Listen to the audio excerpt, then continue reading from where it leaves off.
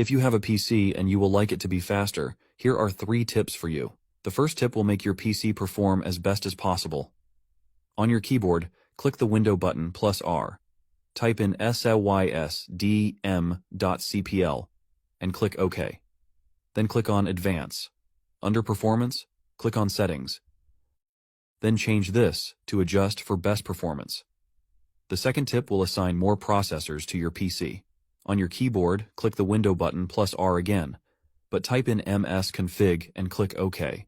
Click on Boot, then Advanced Options. Check the box of number of processors, then change it to the highest number you see there. This third tip is super important. First, go to Settings. Click on System. Then click on Display.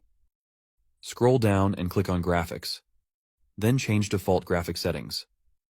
After that, turn this on.